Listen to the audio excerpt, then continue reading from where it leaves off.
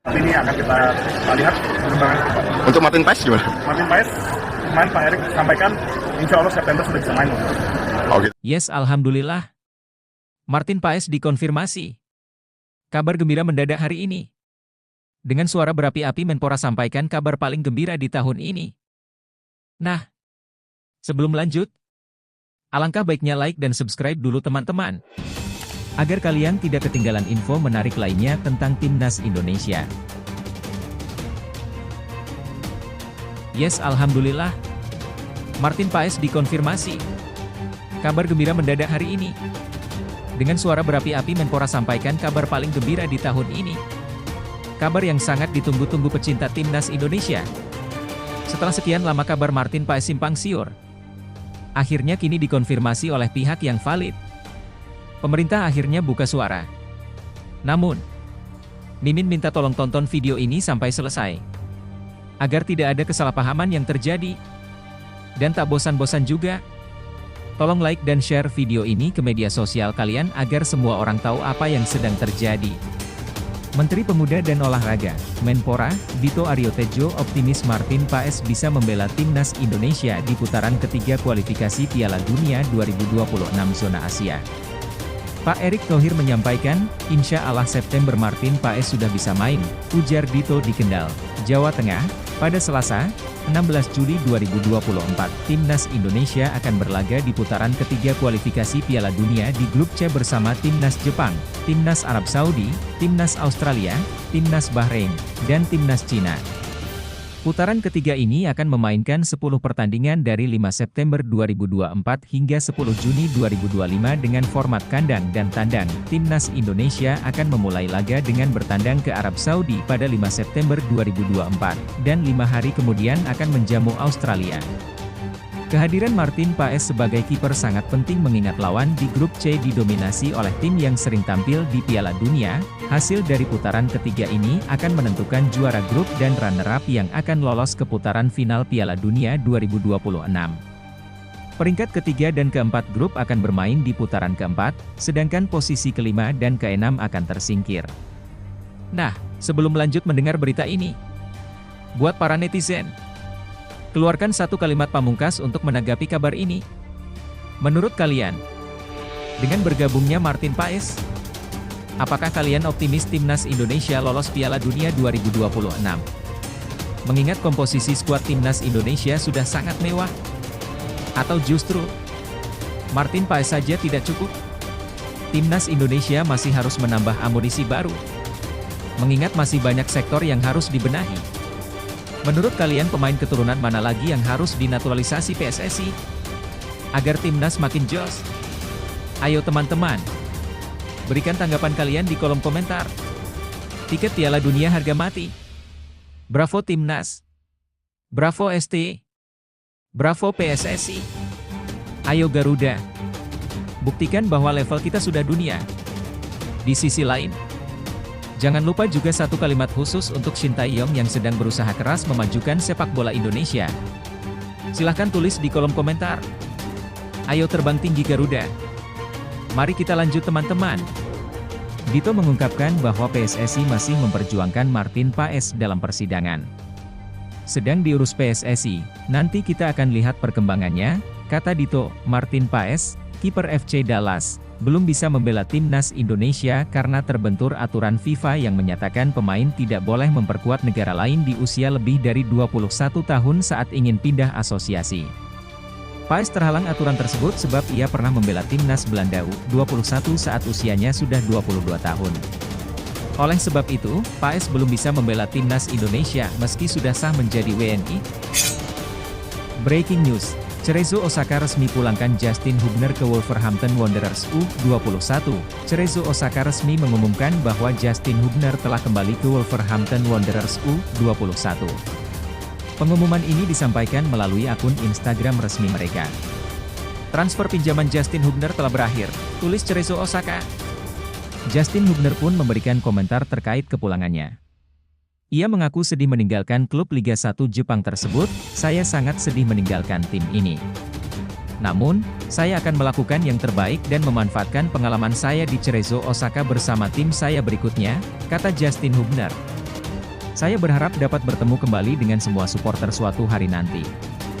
Perjalanan saya singkat di sini, tapi terima kasih banyak, lanjut back 20 tahun ini.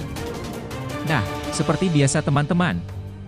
Sebelum lanjut mendengar berita kedua ini, buat para netizen, keluarkan satu kalimat pamungkas untuk menanggapi kabar ini. Silahkan tulis di kolom komentar. Mari kita lanjut teman-teman.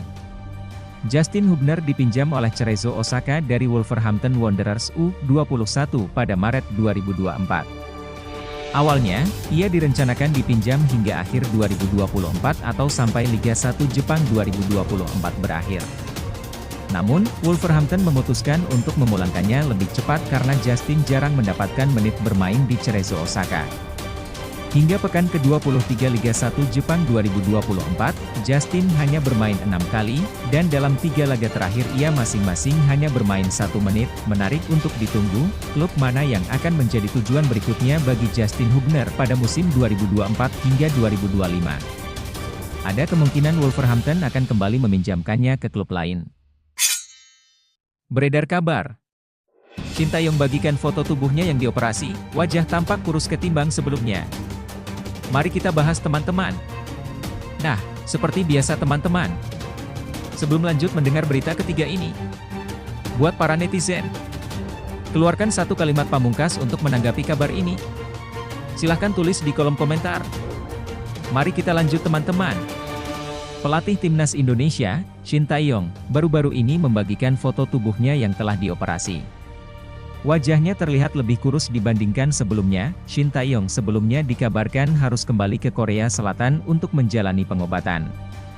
Ia langsung pulang setelah sukses membawa Timnas Indonesia lolos ke babak ketiga kualifikasi Piala Dunia 2026 zona Asia. Shin Tae-yong kembali ke Korea Selatan pada 14 Juni 2024. Sehari kemudian, pada 15 Juni 2024, ia masuk rumah sakit untuk menjalani operasi. Menurut laporan dari media Korea Selatan, Sport Chosun, Shin Tae-yong didiagnosis menderita radang selaput dada. Ia menceritakan bahwa operasi tersebut berlangsung selama 6 jam.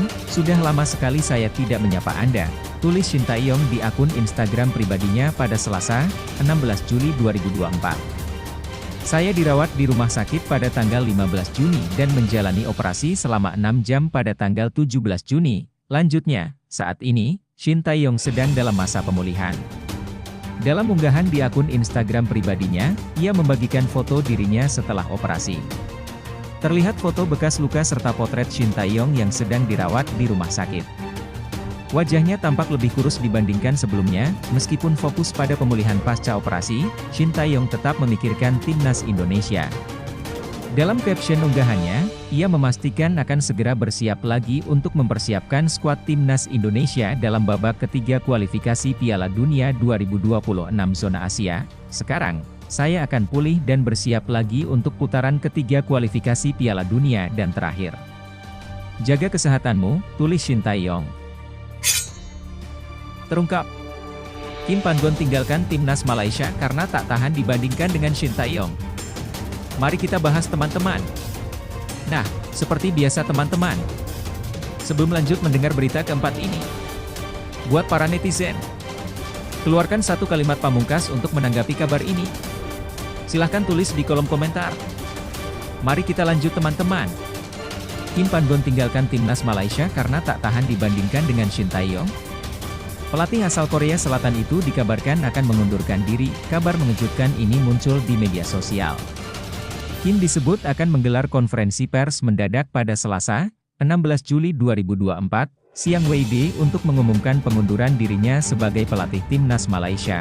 Pelatih Timnas Malaysia Kim Pan-gon akan mengadakan konferensi pers hari ini untuk mengumumkan pengunduran diri, cuit akun X Football News, dikutip Selasa, 16 Juli 2024. Lalu, apakah Kim mundur karena tak tahan dibandingkan dengan Shin? Bisa jadi iya, bisa juga tidak. Jika melihat kiprahnya di Timnas Malaysia, Kim tidak meraih hasil maksimal. Pria berambut gondrong itu ditunjuk menangani Harimau Malaya oleh FAM pada 21 Januari 2022. Kim diikat kontrak selama 3 tahun hingga 31 Desember 2025. Ia diharapkan dapat mengangkat prestasi timnas Malaysia. Namun, dalam 35 laga menangani Faisal Halim dan kawan-kawan, catatan Kim kurang memuaskan. Pria berusia 55 tahun itu hanya mencatatkan 20 kemenangan, 10 kekalahan, dan 5 kali imbang. Di bawah asuhannya, permainan Malaysia kerap menuai kritik meskipun pernah mengimbangi timnas Korea Selatan 3-3 di fase grup Piala Asia 2023. Hasil buruk ini diduga menjadi penyebab Kim mengundurkan diri. Kiprahnya tentu saja dibandingkan dengan Shin, yang ironisnya pernah dipecat Kim saat masih menjabat di KFA, Federasi Sepak Bola Korea. Apalagi, pria kelahiran Yeongdeok itu baru saja memperpanjang kontraknya dengan PSSI untuk menangani timnas Indonesia hingga 2027. Sungguh disayangkan Kim mengundurkan diri sebelum berjumpa dengan Shin di lapangan hijau. Padahal, pertemuan kedua pelatih ini sangat dinanti pencinta sepak bola Asia Tenggara. Menyala abangku. Update ranking FIFA Timnas Indonesia pada Juli 2024. Skuad Shin Tae-yong naik posisi. Ini penyebabnya. Mari kita bahas teman-teman. Pembaruan peringkat FIFA Timnas Indonesia pada Juli 2024. Nah, seperti biasa teman-teman. Sebelum lanjut mendengar berita kelima ini, buat para netizen, keluarkan satu kalimat pamungkas untuk menanggapi kabar ini. Silahkan tulis di kolom komentar. Mari kita lanjut teman-teman. Mimin coba mengulas peringkat FIFA Timnas Indonesia yang diprediksi naik satu posisi dari peringkat 134 ke 133 dunia meskipun tidak menggelar pertandingan pada Juli 2024. Bagaimana bisa? Timnas Indonesia seharusnya sudah naik satu posisi pada peringkat FIFA Juni 2024 yang dirilis pada Kamis, 20 Juni 2024.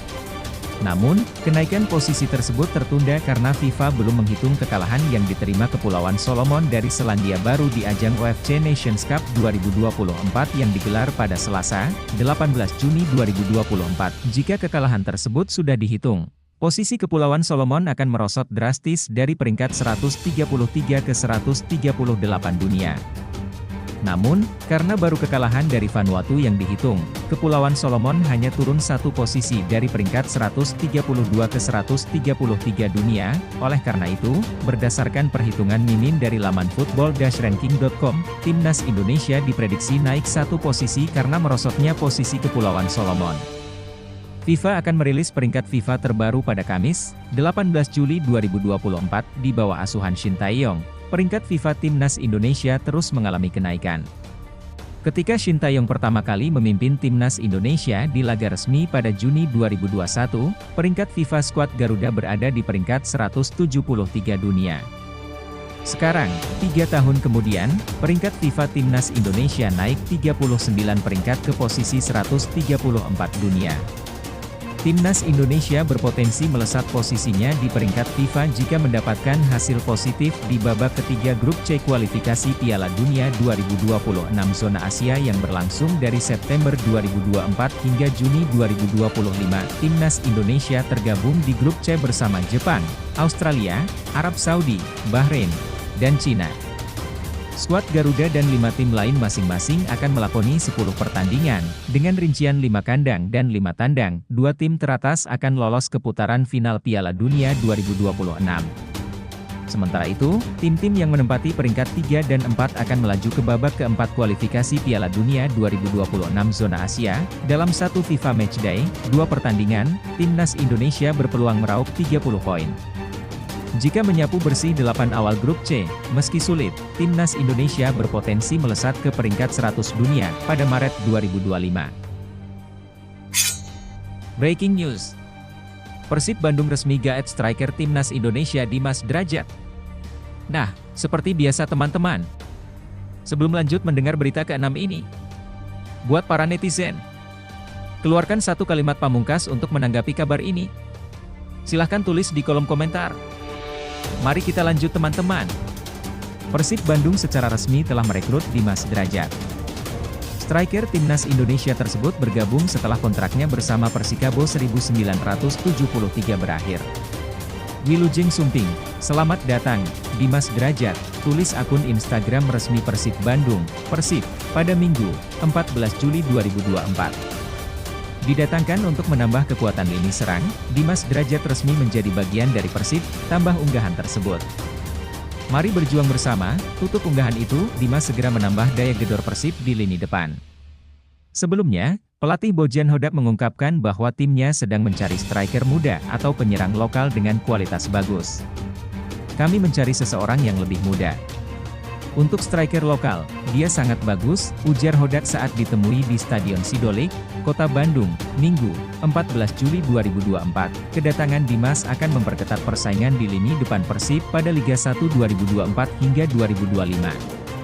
Saat ini, David Da Silva dan Ciro Alves sudah siap bermain sebagai striker tengah. Statistik Dimas sendiri cukup impresif.